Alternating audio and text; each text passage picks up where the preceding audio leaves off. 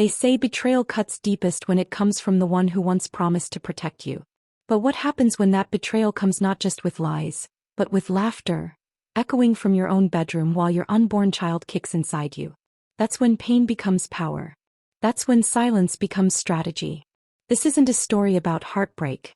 It's about a woman who turned pain into precision, and revenge into rebirth. The house smelled like lilies that day, strange because I hadn't bought any. I was 7 months pregnant, swollen, sore, and exhausted. My doctor had warned me to rest, but something tugged at my instincts when I got home early from a prenatal appointment. The door was unlocked. That should have been the first sign. But I stepped inside anyway, one hand resting on my belly, the other gripping the doorknob tighter than I realized. My name is Camille Hart, and I built this life with blood, sweat, and endless sacrifice.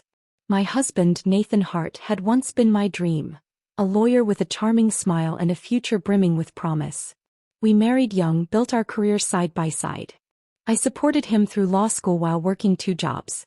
When we finally bought our home, I remember standing in the empty living room, barefoot and laughing as we promised to make it ours forever. I never imagined forever would expire in our bedroom. As I climbed the stairs, the laughter grew louder. A woman's voice. High-pitched. Flirty. Familiar.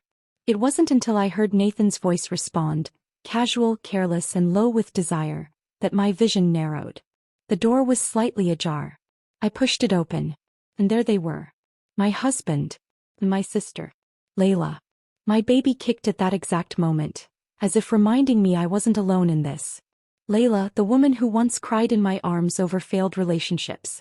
The woman I had defended, housed, and helped when she had nowhere else to go. She was sprawled in my bed, tangled in my husband's sheets. Nathan didn't even look shocked. He sat up, but not to apologize. "Camille," he said, like I was the one who had broken something. I didn't scream. I didn't cry. I looked at them, memorizing their faces. Nathan with his half-slicked hair and that stupid smirk that used to melt me. Layla with her red nails and borrowed confidence, draped in betrayal like it was silk. "Wow," I whispered. "And here I was, planning to surprise you with our baby's name today." Layla flinched just barely. Nathan had the audacity to scoff. "You should have called first." I didn't answer. I walked out. Every step down the staircase echoed like a final chapter. That night I didn't cry. I sat by the window, fingers tracing the curve of my belly as the city lights blinked outside. I knew what I had to do. Nathan thought I was weak. He mistook my silence for surrender. But I wasn't broken. I was calculating. I had 7 weeks to prepare. And when I was done, neither of them would have anything left. This wasn't going to be emotional. It was going to be surgical. Clean. Cold. Final. And it had already begun. 3 days passed. 3 whole days where Nathan walked through the house like nothing happened. Like Layla hadn't clawed her way across our sheets with the same hands I once held during our wedding vows. He didn't apologize. He didn't even bother to lie. He just moved on. As if I was a burden he was forced to tolerate. And I let him. Because I needed him to feel safe just long enough. Layla hadn't returned to the house since that afternoon. But I saw her through the cracks. Her reflection in Nathan's text when he left his phone unattended. The faint trace of her perfume on his suit jacket, her name and receipts from luxury cafes where they lunched while I sat in prenatal classes alone. They thought I was too pregnant to move, too heartbroken to think, too weak to act. But what they didn't know was this. I had already hired a lawyer. Not just any lawyer, Vivian Grant. A woman who didn't just win cases, she eviscerated her opponents in stilettos. She'd been through her own hell with a cheating husband once. And she vowed to help women like me make sure their pain was never wasted. We met in secret in a quiet office on the other side of town. She looked at me over her tortoiseshell glasses and said, "Do you want justice or do you want to ruin him?" I smiled. "I want both." Vivian slid a folder across the table. "Then listen carefully." And I did. Step 1 was easy. Stay calm. Stay quiet. Act the part of the loyal, clueless wife. I went on with dinners, doctor appointments, and even started prepping the nursery. Nathan barely noticed, too busy texting Layla in the other room. I tracked his locations through the family app he forgot to disable. Step 2 was precision. I made a copy of our financial records, bank statements, credit card activity, especially the ones with Layla's signature on luxury spas, hotel rooms, and shopping sprees. All of it, paid with our joint account. Vivian called it the noose. You're not divorcing him, she said. You're staging a public execution. She instructed me to install cameras, hidden of course inside the house. Nathan had no idea that the same bedroom he violated was now recording everything. By week 2 I had hours of footage. Him bragging on the phone, her showing up while I was gone for checkups, him laughing about how Camille was too soft, too distracted with the baby to notice. They weren't discreet. They weren't even smart. And I documented everything. It happened on a Friday. I was folding laundry when Nathan walked in, casually tossing his briefcase on the floor. He watched me for a moment, then said, "Layla might be staying here for a while. Mom's giving her a hard time at home." I looked up. "Here? In this house?" He shrugged. "She's family." Family. That word made my throat tighten, but I blinked slowly and nodded. "Of course. She's welcome." Nathan smiled, satisfied with my response. He thought I was broken. What he didn't know was that I had just gotten his signature on a document that morning. One Vivian had crafted to legally link his spending to misappropriation of marital assets. His arrogance had just become my greatest weapon. That night I laid in bed, staring at the ceiling as Layla's voice rang downstairs. He was laughing. Carefree. Living off the life I built, the marriage I kept together. I touched my belly gently. "You'll never know this version of me," I whispered. "Because she dies tonight." The next morning I dressed in white. Not for forgiveness but for war. Called my parents. They hadn't known anything about Nathan's betrayal. I'd kept it quiet to avoid stress. But when I told them the truth, I felt their fury pour through the phone like thunder. My father's voice cracked. "You want us to come get you?" "No," I said. "I want you to come watch." Vivian had scheduled a private meeting with the board of trustees from the foundation Nathan and I co-managed. Nathan had been diverting funds to impress clients and Layla. He thought no one would notice. But I had receipts. Emails. Transfer logs. Voice recordings. At the board meeting I stood up, 7 months pregnant in heels, holding a folder full of evidence. And I spoke. For 15 minutes I calmly exposed Nathan's fraud. His theft. His infidelity. I played audio of him mocking the donors. I even showed screenshots of Layla bragging about being the new Mrs. Hart soon to her friends. Silence filled the room. One board member cleared his throat.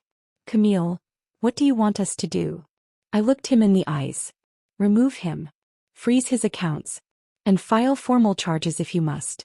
I'll take over the foundation myself." Vivian added, "It's well within her legal rights." And just like that, Nathan lost everything. But I wasn't finished yet. I returned home to find Layla lounging on the couch, flipping through a magazine. She looked up and smiled. "He told me you'd come around. Maybe this can work. Us being a family." I set the thick manila envelope on the coffee table. "Then I hope you enjoy our first family gift." Layla opened it. Her eyes widened. She flipped through every page. Bank statements, legal notices, photos, audio transcripts. You set us up," she sputtered. "No," I said calmly. "You set yourself up. I just made sure there were witnesses."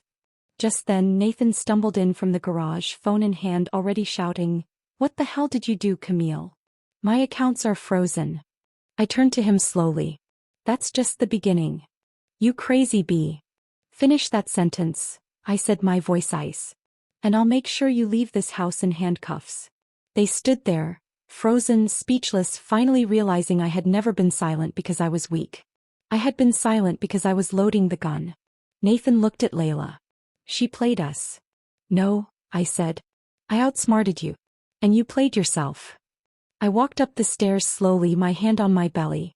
Behind me, 2 people who thought they had broken me finally stood, shattered in the rubble of their own making. This house. It was mine now.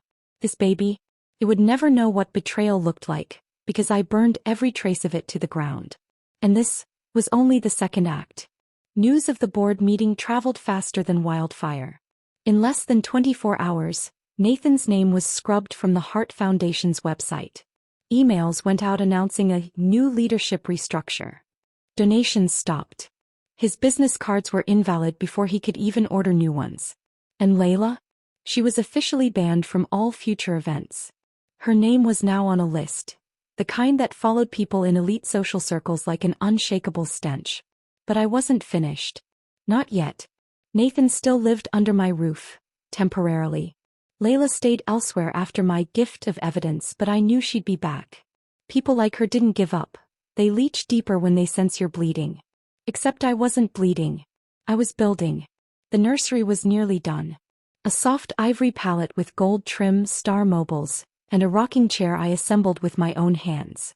Every corner of the room was filled with dreams I no longer associated with Nathan. He wasn't going to be this child's protector. That role belonged to me and me alone. Vivian came by the house one afternoon with a small, square package. "Time for the next step," she said, smiling. Inside the box was a sleek drive. "What's this?" I asked. He grinned. "Your finale." The Heart Foundation's annual gala was approaching. A black tie event where CEOs, donors, and press gathered to praise community work and network under chandeliers. Nathan had RSVP'd weeks ago. He assumed, as always, that his spot was secure. But I had rewritten the guest list. He didn't know it yet, but he wasn't the keynote speaker anymore. I was. I walked into the ballroom that night draped in sapphire silk, the baby bump visible and proud. Heads turned. Whispers followed. "Isn't that Nathan Hart's wife? She looks different. I heard she's taking over the foundation." The whispers gave me strength. Nathan arrived 30 minutes late, storming through the door with Layla on his arm. She wore a red dress so tight it looked like desperation. They weren't on the list, but a few strings had been pulled. I let them in for one reason only, so they could watch me burn their reputations in real time. The lights dimmed. The projector whirred. I took the stage. "Good evening," I began, voice steady. "Thank you for being here tonight to celebrate what true community service looks like. But before we continue, I have something important to share." The screen behind me lit up. Images. Receipts. Videos. Nathan laughing with Layla in our bedroom. Him bragging about misusing donation funds. Her texting about how easy Camille was to fool. Gasps. Stifled shrieks. Silence. I continued. "What you've just seen is the truth. The truth of what happens when people entrusted with leadership exploit it for personal gain. But tonight is not about them. It's about accountability. About change. And about reclaiming what belongs to those who serve with integrity." Thunderous applause followed. Security escorted Nathan and Layla out while cameras captured every step. Layla screamed. Nathan shouted threats. I didn't flinch. I simply turned, smiled at the crowd, and walked off stage. The headlines the next morning were merciless. Scandal rocks Hart Foundation Gala. Wife of Nathan Hart exposes affair and fraud during live speech. From betrayed to boss, Camille Hart takes control. My inbox exploded with messages. From women I didn't know, thanking me for showing them how strength can be quiet and savage at the same time. Donors doubled their contributions, and several prominent women offered to partner on upcoming campaigns. And Nathan? He tried calling. Messaging. Even showed up outside the house once, banging on the door until I called the police. You ruined me, he screamed as they dragged him away. No, I whispered through the window. You did that yourself. I just brought the spotlight. Vivian and I moved fast. With the board's support, we filed an official complaint and civil lawsuit for misappropriation of funds, slander, and emotional distress. Nathan's assets were frozen. His bar association license went under investigation. Layla tried to vanish, but the damage followed her. Her job revoked her contract due to conflict of interest. The landlord of her apartment complex denied her lease renewal.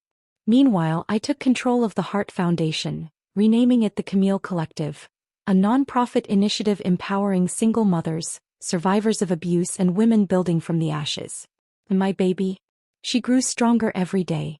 I read to her aloud every night, stories of brave women, fierce battles, and kingdoms reclaimed. Because this wasn't just about me anymore. This was legacy. One evening weeks later I sat in the nursery. A storm whispered against the windows. The mobile above the crib spun slowly, casting soft stars across the ceiling.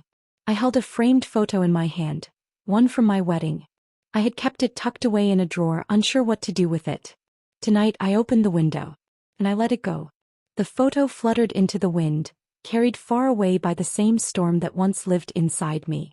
Justice had been served. Not through rage. Not through chaos. But through cold, calculated power wrapped in silence. And when my daughter was born 2 weeks later, I named her Serafina, which means fiery one. Because she would grow up knowing her mother burned down betrayal and built an empire from the ashes. The morning Serafina was born, the world stood still. Her cry was fierce, like she knew she came from war. And when they placed her in my arms, I felt a final thread inside me snap loose. Not in pain but in release. Like the last ghost of my past had finally left. Nathan's name wasn't on her birth certificate. He had no legal claim. My lawyer ensured that months ago. I had gone through labor alone by choice. And I would raise her the same way, surrounded not by betrayal but by strength. I moved out of the house 2 weeks after bringing Serafina home. Not because I was running, but because I had bigger plans. The mansion was sold. The money funded my new headquarters, a glass-front building in the heart of downtown. The Camille Collective now had a permanent home, a sanctuary for women like me. Survivors, warriors, builders. Inside those walls we offered legal aid, therapy, housing assistance and career development. Every detail, every chair, color and quote etched into the walls, was chosen by me. But I didn't stop there. I started a podcast, Reclaiming Her, where I shared stories of women who'd turned pain into purpose. The first episode? My own. I told it all without venom, without pity. Just truth. Within a month we had over 2 million downloads. Media outlets called. Book publishers emailed. Invitations to conferences, summits and women's leadership events poured in. I accepted. Because now they were listening. Nathan, on the other hand, was drowning in silence. After the gala, his reputation never recovered. No firm wanted his name near their books. His license was officially suspended. Rumors of an upcoming indictment buzzed around him like flies. He tried to go online, to clear the air. Posted a pathetic video with staged remorse. But people weren't stupid. They saw the desperation. And Layla? She had all but disappeared. Word had it she tried to pivot into influencer work, but the internet is cruel to homewreckers. Her comment sections became graveyards of mockery and disgust. I hadn't touched them. I didn't need to. They were burning without me lifting a finger. But I still had one more card to play. I partnered with one of the top national magazines to do an exclusive story, Camille Hart, From Betrayal to Empire. We shot the cover at my new office. Serafina, swaddled in white, rested in my arms while I stood in a tailored crimson suit, a visual contradiction of softness and power. The article detailed my journey, the betrayal, and how I chose revenge not with destruction, but with empire building. It went viral. That same week, I was invited as a keynote speaker at a major women's economic forum. Guess who was listed as an attending guest on the sponsor list? Nathan. Apparently, he was trying to claw his way back into relevance through a minor investment firm. He probably never expected I'd be there. But the universe has a cruel sense of humor. The forum was held in a marble ballroom draped in chandeliers. I wore black that day. Not for mourning, but for dominance. As I stepped up to the podium, I saw him at the back of the crowd. Eyes wide. Face pale. Layla wasn't with him. I began my speech with a smile. When I was 7 months pregnant, I walked in on betrayal. I didn't scream. I didn't leave. I watched. I remembered. And I built. Because some women don't collapse when they're broken. They crystallize. Gasps rippled through the audience. Nathan sat frozen, realizing the room now belonged to me. After the applause, he approached hesitantly, hands buried in his pockets like a schoolboy caught cheating. Camille, please, can we talk? I raised an eyebrow. Talk? You had a lot to say in that bedroom. Maybe talk to her. She left, he muttered. She said I ruined her life. You did, I replied calmly. And you tried to ruin mine. He looked at Serafina's photo in my phone case. Is she? She's none of your business. But I forgave you a long time ago, Nathan, I said softly. But don't mistake that for mercy. You will never touch what I've built. Not her. Not me. Not this empire. You're not the villain in this story anymore. I leaned closer. You're irrelevant. That night, I stood on my penthouse balcony, watching the skyline shimmer like the future I created. Serafina slept peacefully inside. My name was on buildings, in magazines, on stages. Not because of a man. Not because of a heartbreak. But because I chose to rise. I had been betrayed in the most intimate way, by blood and by bond. But I turned that betrayal into a sword. And now when people hear my name, they don't whisper pity. They speak power. It had been 8 months since I last saw Layla in person. 8 months since she slithered out of my house in shame, clutching those damning documents and hiding behind Nathan's crumbling shadow. In the time since I'd transformed, the Camille Collective had opened 3 new centers across the state. My podcast was being turned into a television docuseries. I was in talks to launch a fellowship for women rebuilding after betrayal. My world was full, bright, and on fire, in the best way. Then one afternoon I received an email. Subject line, please. I have nowhere else to go.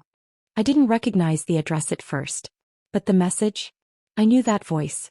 Camille, I know I don't deserve your time. I know I hurt you more than anyone ever has. But I'm not okay.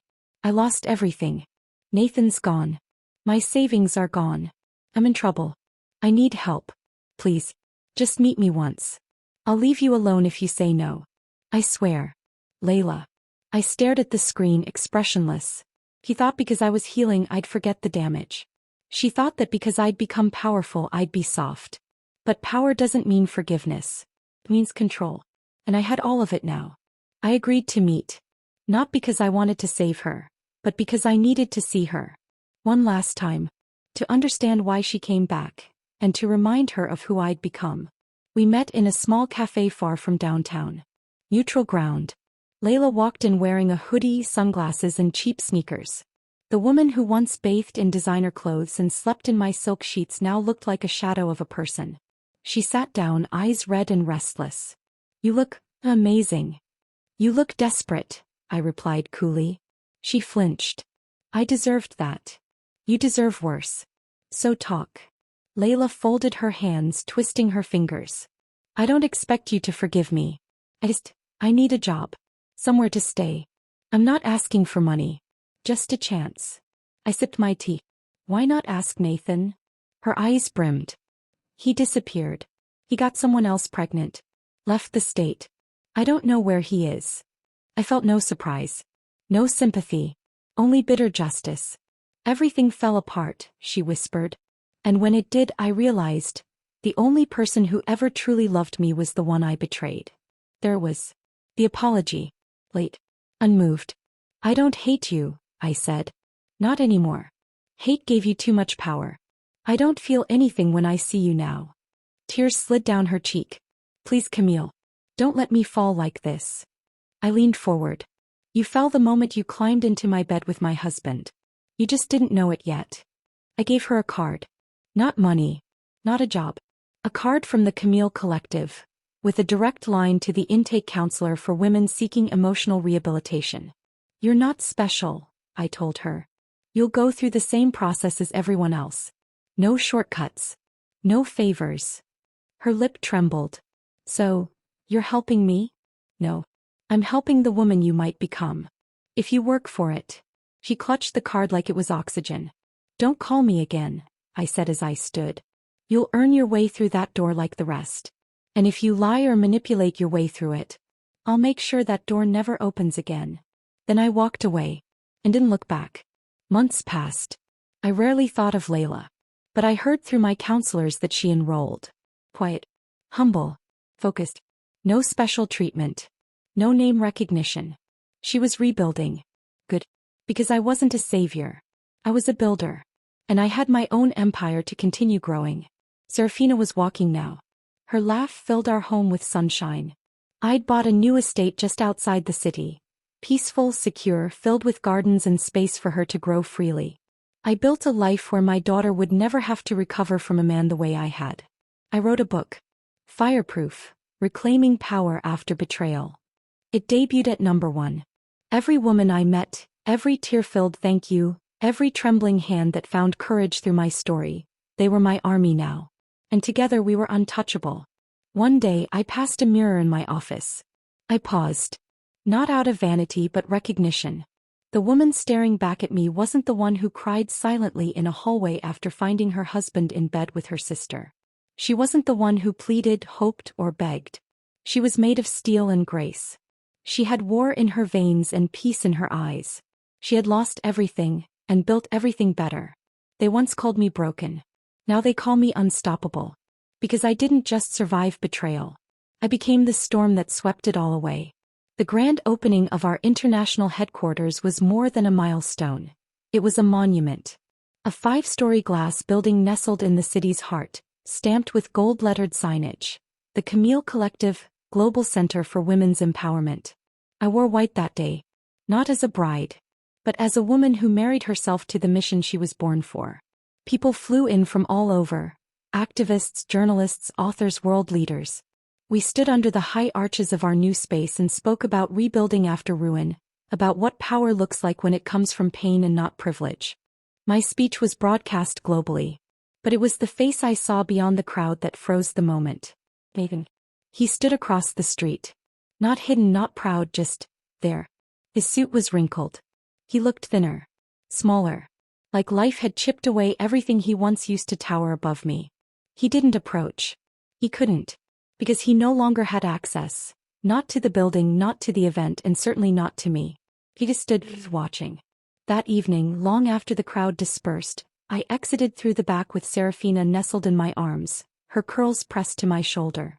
A shadow moved from the alley. Nathan stepped out slowly. "Camille," he said, voice low.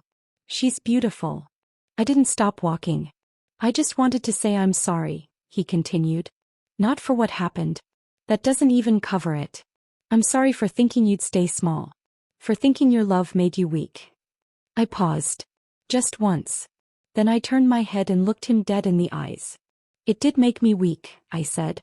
"Until it didn't." He nodded, swallowing hard. "I lost everything. And I gained myself." He looked at Serafina again, then at the shimmering tower behind me.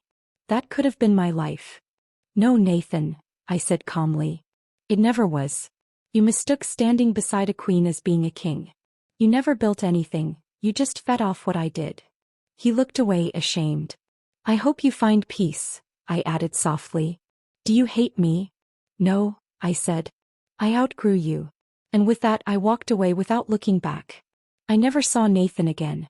Rumor had it he moved out of state, tried to start over under a different name. But names don't erase history. Especially not the kind that lives online and in headlines. Layla? She completed the program. She never asked to see me again. Instead, she became a counselor for other women, ironically finding purpose in the exact place she once desecrated. Do I forgive her? No. But I acknowledge her growth. That's enough. I had no interest in vengeance anymore. Not when peace tastes so much better. In 2 years we expanded into 11 countries. I was invited to speak at the UN. Serafina became the face of our Future Fierce campaign. A symbol of what resilience births. People asked me often, "How did you do it?" I always gave the same answer. I stopped bleeding for people who handed me the knife. Because betrayal may have started my story, but power finished it. As I tucked Serafina into bed one night, she reached up and touched my necklace. A delicate gold piece with one word engraved in cursive. "Enough." "Mommy," she whispered, "what does that mean?" I smiled, brushing a curl from her cheek. "It means I'm everything I ever needed to be." She nodded and drifted to sleep, safe beneath the roof I built. Outside, the city pulsed with lights, with life, with stories still being written. But mine had already found its ending. Not with screams. Not with revenge soaked in rage. But with a woman who was once broken, now unshakable. He watched me from the sidelines, realizing too late, he was never coming back in.